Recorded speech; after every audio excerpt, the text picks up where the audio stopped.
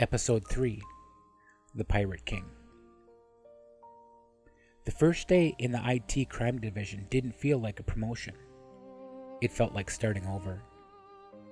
The uniform was gone, replaced by a desk, a terminal, and a badge at his waist, visible, but quieter here, carrying more expectation than authority.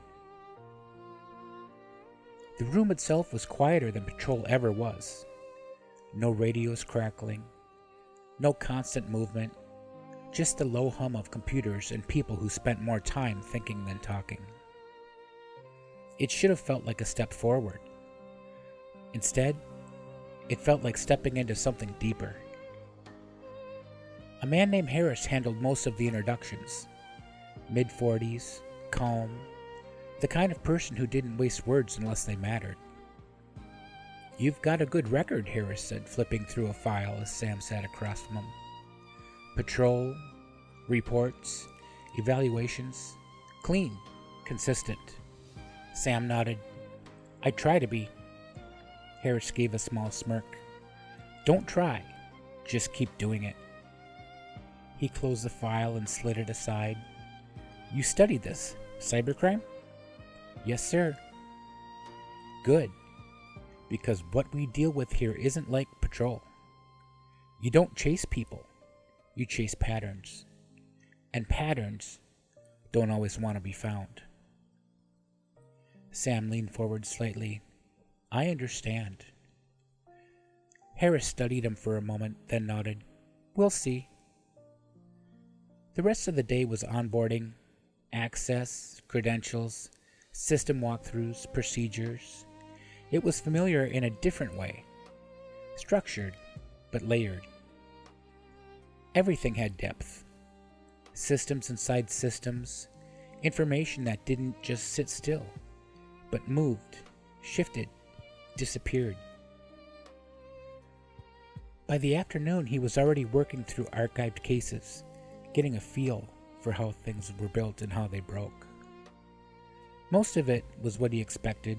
Fraud rings, small-time operations, people who thought they were smarter than they were. The usual.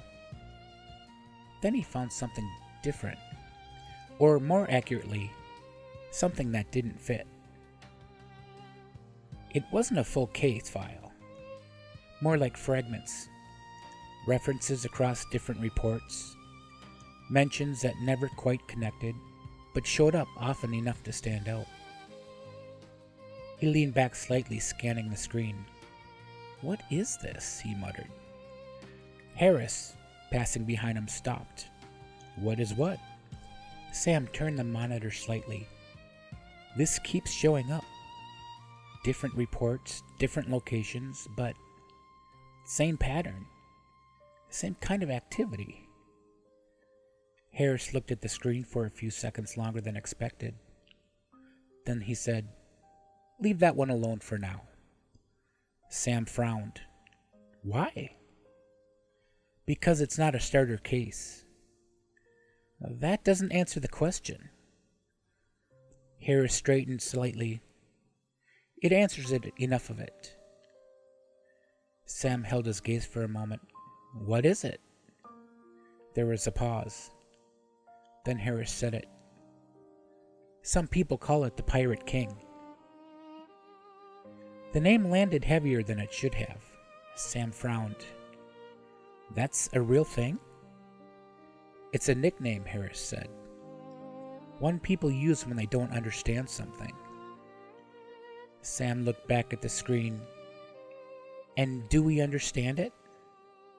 Harris didn't answer right away. "Not completely," he said finally. Sam sat there thinking. "So what is it? One person? A group?" Harris gave a small shrug. "Depends on who you ask." "That's not very helpful." "It's not supposed to be," Harris said. "You'll learn that in here." Sam leaned back in his chair, still looking at the data. There was something about it. Not just the scale, but the structure. The way it moved. The way it avoided being pinned down. It didn't feel sloppy. It didn't feel random. It felt deliberate. "Looks organized," Sam said. Harris nodded once. "That's one word for it." "What's another?" Harris met his eyes. "Careful." That stuck with him. The rest of the day passed, but he kept coming back to it. Small references, patterns that didn't line up with anything else. A system that seemed to exist just outside of reach. By the time he left, the name was already stuck in his head. The Pirate King. That night, like most nights, he stopped by the shop. DJ was at the counter, going over invoices, glasses low on his nose. He looked up as Sam walked in. "How was the first day?" DJ asked. "Different." "That good or bad?" "Too early to tell." DJ nodded. "That usually means good."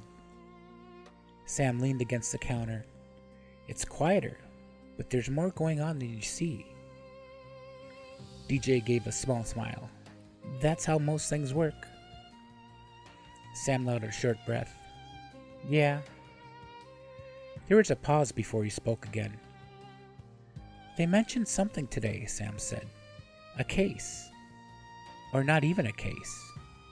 More like something everyone knows about, but no one really understands." DJ didn't look up right away. "That's so?" "Yeah." Sam hesitated, then said it. "They call it the Pirate King." For just a fraction of a second, DJ stopped moving. It was subtle. Small enough that most people wouldn't have noticed. Sam almost didn't. Then DJ nodded and went back to the papers. "Sounds dramatic," he said. "That's what I thought." "What is it?" "They don't even know," Sam said. "That's the weird part. It's like pieces of something bigger. Organized. Careful. Always a step ahead." DJ made a quiet sound like he was thinking. "People build things for a reason," he said. Sam glanced at him. "What kind of reason builds something like that?" DJ didn't answer right away. Then reached over and caught Sam's arm. Not hard, just enough to stop him. Usually the kind that doesn't go away. Sam hesitated, then frowned slightly. "That doesn't exactly help." DJ smirked. "Wasn't trying to." Sam shook his head, but something about the way DJ said it stuck with him. But he didn't know what. Just wait. He pushed it aside. It didn't mean anything. It couldn't. As far as he was concerned, the Pirate King was just a case. A complicated one, maybe, but still, just a case. Something that didn't sit right.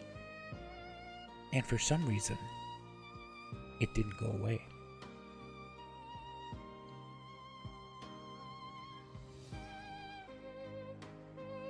Episode 4, Keller, coming soon.